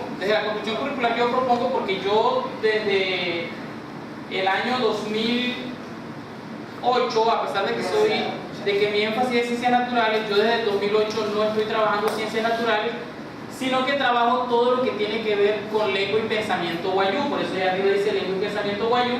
Sin embargo, aunque no estoy ejerciendo en ciencias naturales, yo superviso todas las actividades que tienen que ver con ciencias naturales para que estén articuladas con la lengua y el pensamiento wayuu. Entonces, tenemos como eje articulador etnociencias naturales, el ciclo de aprendizaje del Sutieki, la básica primaria, en el primer momento que equivaldría a segundo grado en uno de sus espacios, porque el primer momento tiene primero y segundo. La comunidad Ipácuere, la sede es la misma, el sabedor cultural. En este caso, yo prefiero utilizar el antropónimo del sabedor cultural, no como aparece en su cédula, sino como es conocido en la comunidad. Porque de pronto yo me aparezco con un documento en el que diga Brinolfo González Cepillú, que es como se llama el señor. A él no lo conocen como Brinolfo, es un señor al que todo el mundo llama Goroshe, y su clan Epiello. Bien, si nosotros miramos, y es aquí donde voy a tratar de responder la pregunta de la sello. Nosotros miramos en la competencia propia, nosotros estamos tomando como competencia propia, y desde la NACUEIPA se plantea así, que esa competencia, la competencia propia debe desarrollar un conocimiento del ser wayuu desde el saber wayuu. Entonces ya hablamos de que vamos a reconocer las diferentes formas de vida que tenemos en el territorio, estableciendo las relaciones entre animales, plantas y humanos. De pronto desde la ciencia universal nosotros lo decimos, la única relación que tiene es que son seres vivos y que viven en el territorio. Pero desde la concepción wayuu somos hermanos. Desde la concepción wayuu yo necesito de las plantas y necesito de los animales para vivir, y ellos me necesitan a mí para vivir. Bien. Pero cuando hablamos de lo intercultural, nos vamos a remitir a los estándares básicos de calidad que establece el Ministerio de Educación Nacional. Eso nosotros no los podemos desconocer, no los desconocemos. Nos remitimos directamente a ellos y los tomamos tal cual aparecen en la cartilla de estándares. Así lo pegamos y así debemos ejecutar el proyecto. Me identifico como un ser vivo que comparte algunas características con otros seres vivos que se relacionan con ellos en un entorno en el que todos nos desarrollamos. Citado textualmente desde la cartilla de estándares básicos de ciencias naturales de primero a tercero. El logro, igual que en una preparación de clases de básica primaria, establecemos un logro, establecemos unos indicadores de logro y establecemos unos contenidos. Vamos a limitarnos a los seres vivos, así como los conocemos: animales, plantas y los seres humanos o los wayuu. ¿Sigan?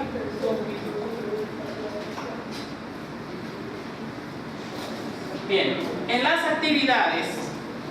actividades vamos a tener que el diálogo que se establece es un diálogo en el ANACUEIPA, desde la ANACUEIPA, en primero y segundo.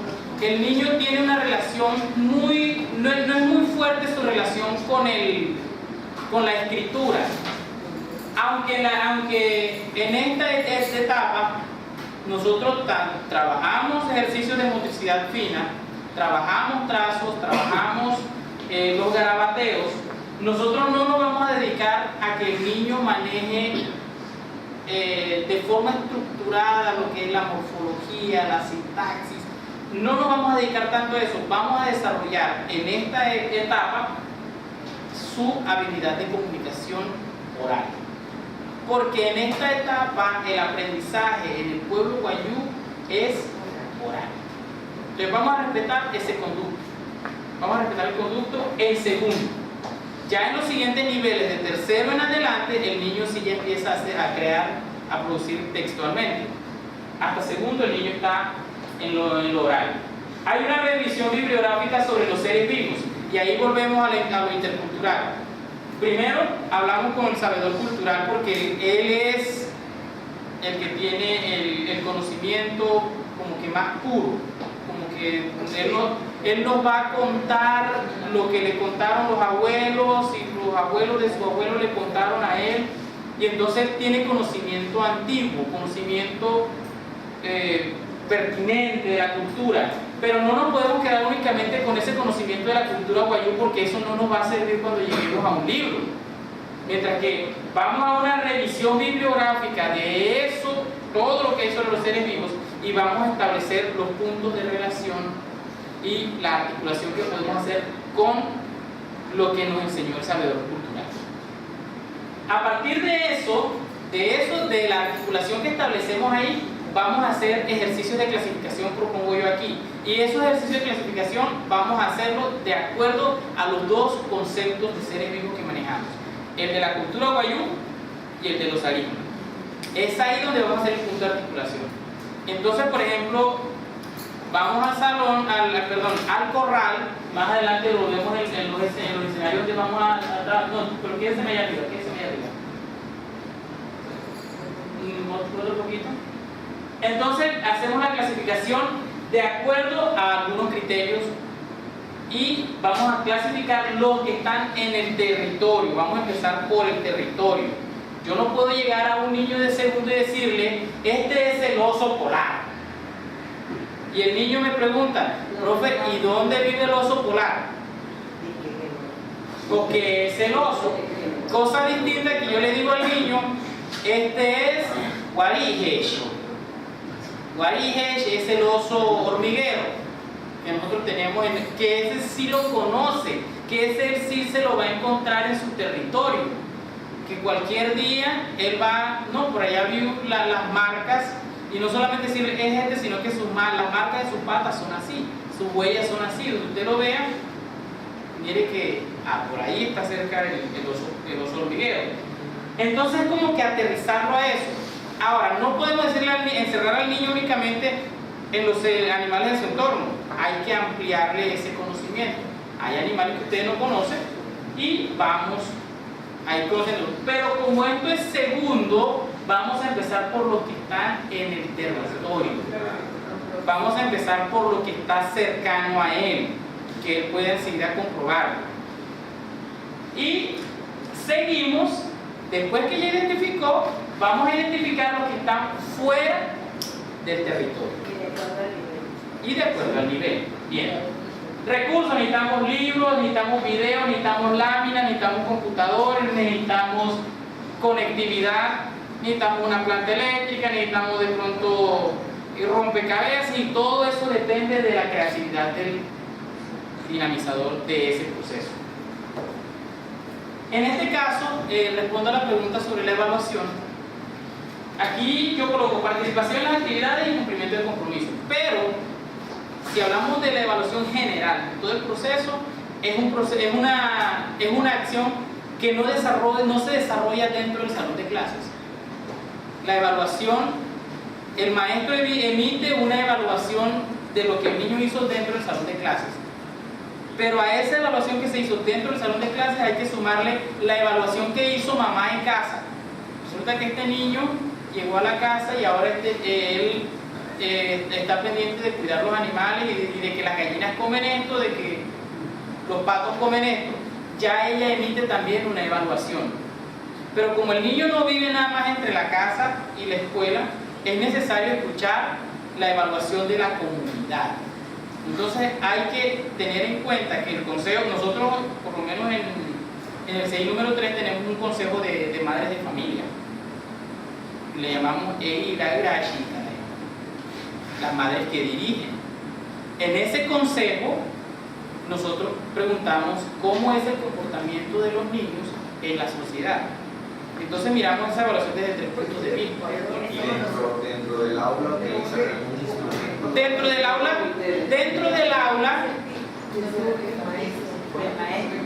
del aula utilizamos los instrumentos que se utilizan en la escuela occidental, porque necesitamos que este niño tenga la concepción de que cuando él vaya a una escuela, a él le va a tocar diligenciar un examen de clases. de que él le va a tocar hacer una exposición de clases. Por eso el proyecto se llama Aula Comunidad. Se debe desarrollar en ambos ambientes. Una preguntita cuando uno dice, y nosotros, después de... Ay, no, hermano, esto me da no lo tengo aquí. Sí, pero cuando hablamos de los años que el profesor ya hizo su evaluación de acuerdo a los estudiantes. Entonces después tiene que hacer la evaluación allá en la casa, la evaluación allá en la comunidad. Esa evaluación de la comunidad, esa evaluación en la casa, ¿quiénes somos nosotros para comenzar? ¿Quiénes somos los que van entonces a reunir todo eso, esa evaluación? La del profesor, la de la casa, la de la comunidad. De eso se encarga un consejo de evaluación, en el que están autoridades tradicionales y en el que participan los sabedores culturales.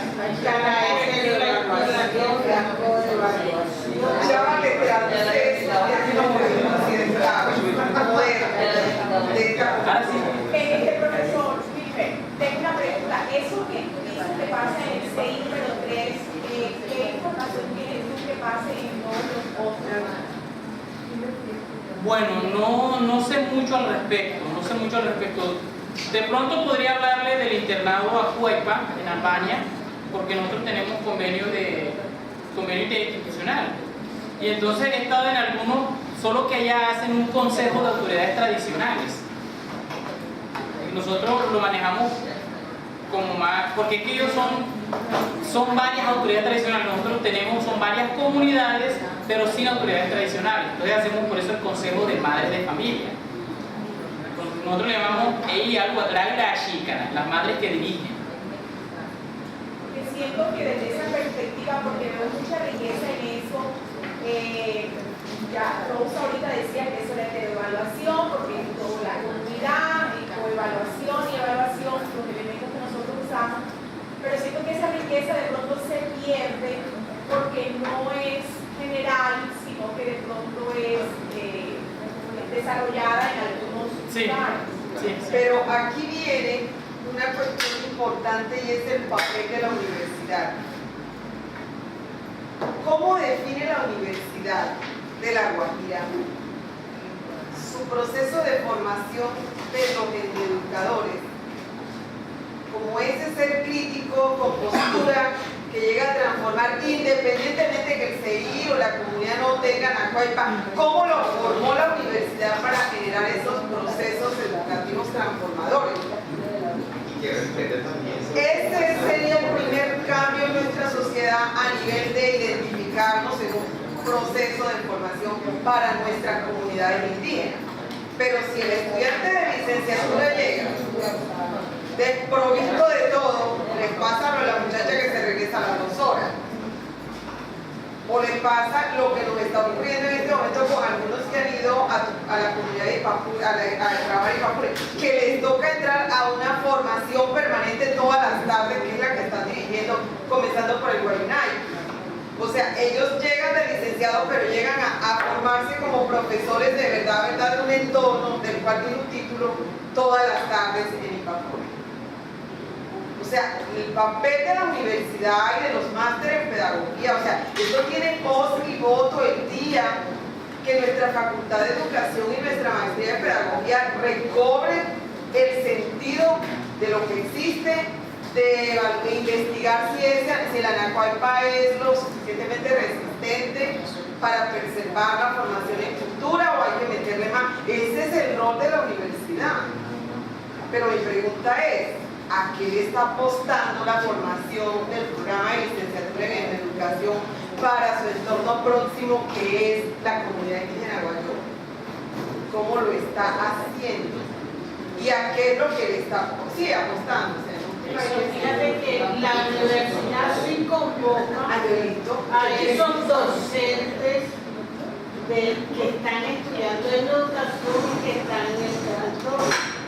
Porque esta riqueza no se lleva también al trabajo colaborativo, porque la acreditación de Educación y el trabajo del programa de educación son profesores e investigadores de educación y los estudiantes son docentes del territorio de allá. Que entonces ahora sí me pregunta, ¿qué pasa? Porque esa voz no aterriza en la transformación. En la formación de la licenciatura en maestría, los trabajos que yo hago en ciencias sociales y ciencias naturales, Anacualpa no existe. Wilmer Ibarán, que trabaja conmigo hace muchos años, le toca ayudarme a mí permanentemente para que los estudiantes por lo menos se titulen sabiendo de qué es educación, porque su plan de estudio no le proveyó eso, al menos en los míos que dicen que son los antiguos profesores de Wilmer, investigadores en la educación, ¿sí o no? Mira, nosotros también tenemos la experiencia del proyecto virtual. Nosotros observamos que docentes, estudiantes de la licenciatura en educación había debilidades en cuanto a su proceso formativo. O sea, la universidad tiene muchas cosas que mirar, retomar para... Pero fíjate que los tiene ahí a la mano, pero es un los tiene ahí mismo. O sea, yo no tengo que traer el antropólogo del Cauca para que me diga a mí cómo aplican ellos su proyecto educativo, o a los del Chocó, o a los de la UPES, cuando yo tengo aquí mi gente que está aplicando Anacualpa y los que no lo aplican, ¿qué están aplicando? O sea, esto debe ser una línea de mira que IANAMA, que es la asociación que apoya, está aquí en educación, porque Remedio es una profesora de tiempo completo de años en la universidad. Yo digo otra cosa además, que es un tema que de pronto pareciera que fuera de otros, pero es un tema de todos nosotros. ¿Por qué? Porque es que aquí el tema de componente intercultural está presente en todos los estadios de la formación y en todas las instituciones. Los que estamos aquí heterogéneamente, hay profesores en educación básica, profesores en educación primaria, profesores en educación superior, profesores de estudiantes, o sea, profesores de profesores en todos, profesores en escena, y todos tienen estudiantes indígenas. Es decir, que este es un tema que a todos los que estamos aquí nos debe preocupar, porque debemos de conocer la concepción que tiene ese estudiante indígena sobre y con la que él viene a la universidad. Uno escucha, por ejemplo, a la profesora decir es que ellos están distantes de la tecnología. Tú das una razón, es que en nuestro entorno eso es esto. A ellos les cuesta trabajo, no es que no hablen, sino que ellos son respetuosos de la palabra, por el valor que tiene la palabra, o sea, todos esos elementos que uno los interpreta de una manera y que desde su cosmovisión son otras, porque uno los desconoce, uno tiene que entrar a comprenderlo para poder hacer ese enlace y ese puente de comunicación y ayudarse uno a buscar una forma de cómo propiciar lo que uno necesita hacer desde que está enseñando.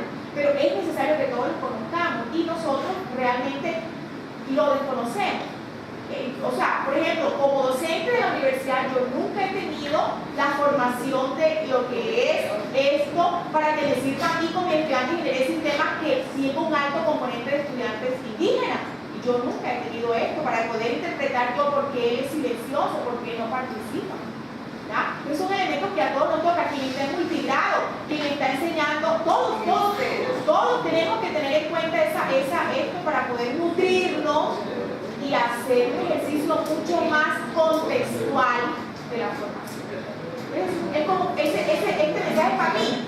¿Cómo hago como universidad para poder generar esos espacios en el cual todos tenemos? Hoy nosotros los que estamos en la mayoría estamos generando una respuesta, nos estamos documentando, pero los que salgamos de estas paredes, los que no están, los desconocen y eso no ayuda muchísimo. Eso genera una educación exclusiva. Claro, no inclusiva. No es equitativa. Claro, porque además lo desconocen. No, pero hay un fenómeno que está sucediendo actualmente. Por ejemplo, que los mismos guayú, por ejemplo, yo he tenido en mis clases personal guayú, los mismos guayú se niegan, por ejemplo, a identificarse como guayú, es decir, a expresar porque si nosotros tenemos comunicación con el guayú, qué es lo que pasa, ellos ocultan, es decir, como que tienen un miedo, una pena de por eso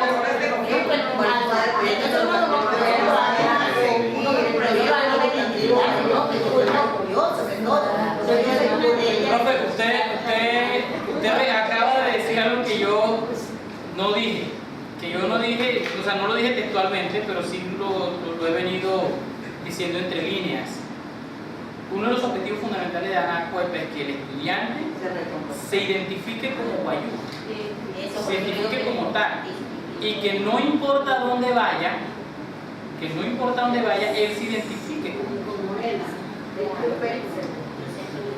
Y esa es una Nosotros alguna vez visitábamos la Normal en un proyecto con el Ministerio de Educación Nacional y encontrábamos estudiantes indígenas con el pelo engominado.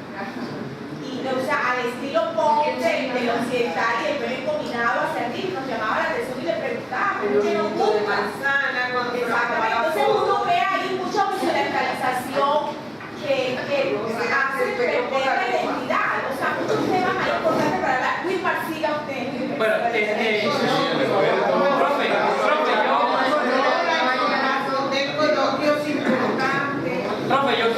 yo quiero citar un ejemplo o más bien una demostración de cómo cuando nosotros tenemos unas bases sólidas en nuestra formación cultural, no importa el entorno en el que estemos, no importa cómo nos pintamos, no importa cómo hablemos, vamos a ser guayú. Yo hago un ejercicio con estudiantes de bachillerato en el centro, y es que yo con ellos chateo por WhatsApp en guayunequi. Yo chateo completamente en guayunequi, y el que me manda una palabra en español, le digo, acabas de perder el examen. Porque la idea es, uno, que él utilice las herramientas tecnológicas que tenemos a la mano. Dos, demostrar que no necesariamente por utilizar WhatsApp tenemos que escribir en español. Mi abuela, que ahora mismo está aquí en Maicao por cuestiones de salud, nosotros la llamábamos a Ipapure al teléfono celular y la conversación era completamente en guayunequi. Yo sigo hablando con mi abuela completamente en guayunequi. Por WhatsApp. Por teléfono, por audio. Pero con mis compañeros, mis estudiantes, yo chateo en guayunequi.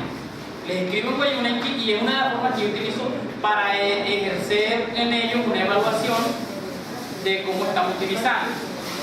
Bien. En este caso, seguimos acá con lo que tiene que ver con la articulación de eje temático, y esto es una articulación, esto de pronto para los que estamos en ejercicio docente, no es algo novedoso, es de pronto algo que nosotros estamos haciendo, solo que no nos hemos tomado el trabajo de escribir. Nosotros en el acto pedagógico hacemos una transversalización, una articulación de ejes temáticos. En este caso, si lo miramos desde el contexto de Ariuna, hacemos una articulación de las asignaturas sin decir, bueno, ahora paramos aquí, paramos español porque vamos a pasar a matemáticas, sino que en el ejercicio simplemente se hace. Por eso digo, lo hacemos, sino que no nos tomamos el trabajo de escribir. Si lo documentáramos, pudiéramos de pronto decir, yo hago articulación así. Y de pronto tenemos vasta experiencia, mucha experiencia en articulación de asignaturas y no lo tenemos escrito. Bien, en la metodología de este ejercicio que proponemos que el niño deba visitar la casa, el corral, el galpón de las gallinas, el cerro, el arroyo, el jagüey, el pozo, porque en cada uno de estos la forma en la que se desenvuelven los seres vivos es diferente. Los árboles que crecen en el arroyo no son como los que crecen en el jagüey. Y si vamos al pozo vamos a encontrar que no hay árboles tan cercanos al pozo.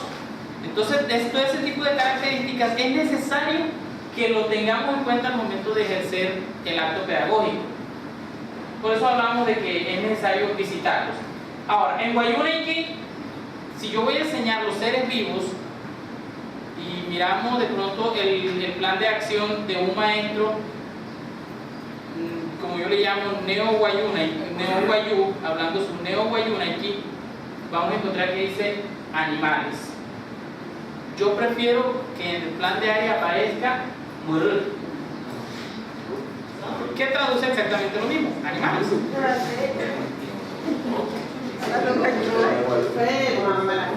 Pero mire usted que nosotros nos bajen un poquito. Mire por qué hablo yo de que en Guayuna aquí es necesario que utilicemos esto, porque es que nosotros hablamos en ciencias naturales, hablamos de animales domésticos y hablamos de animales silvestres o salvajes. El maestro que va a la zona rural va y enseña animales, pero el guayuno dice uno dice así, él dice el pirushi, que son los criados en la casa, y dice simolu, que son los salvajes, los silvestres, los que están en los cimarrones. Ese punto es necesario articularlo porque esto se está perdiendo en el ejercicio. En el ejercicio pedagógico esto se está perdiendo. Cuando hablamos de desarrollo guayú, es necesario que el niño desde muy temprano aprenda cómo cuidar los animales. No solamente porque le sirven de alimentos, sino porque le sirven de sustento en la sociedad y porque le permite mantener las buenas relaciones con el resto de la comunidad. Territorialidad, de dónde a dónde empieza el territorio, qué pasa cuando el animal de este territorio se queda sin pasto y es necesario llegar a otro territorio, por qué se hacen los onogua o el famoso veraneo, cómo se hace eso, quién hace la concertación, todo eso lo tenemos que ver desde el punto de vista de territorialidad, desde el territorio propio. El Arígona, que aquí coloco nada más español, porque el inglés lo restringimos un poquito hasta que el niño tenga una mejor relación con el español. Para no atiborrarlo de información, restringimos un poquito y el niño primero lo relacionamos más con el español para estar listo para la tercera lengua. Entonces aquí vamos a aprender los animales, que no se dice la caballo sino el caballo, que no se dice la perro sino la perra. Entonces ese tipo de ejercicios, que el niño aprenda a unir el artículo con el sujeto, es necesario hacerlo desde este momento. Artes, y ahorita conversábamos acá lo que tiene que ver con las imitaciones de los juegos. La yonna, en la yonna vamos a encontrar representación de cualquier cantidad de la relación que hay entre los animales y cómo ellos respaldan la vida. Medicina guayú, miren, en medicina guayú, según la cosmovisión del pueblo guayú, nosotros somos los hermanos menores de las plantas, pero a las plantas se les asignó la responsabilidad de protegernos y de ayudarnos en el momento que sea necesario. Por eso las plantas nos proveen medicina. Por eso la casa del indígena guayú está hecha de palos de tropillo, con varas de jovito y varas de yotóboro, que todos son vegetales, y las paredes se recubren de barro, que es la carne de la madre tierra. Esa relación se establece a partir de la cosmovisión. Matemática, es necesario nociones de espacialidad, nociones de clasificación, conteo y todo lo demás, aprender a establecer criterios de clasificación que no contradigan lo que nosotros enseñamos. Ya eso es, ya.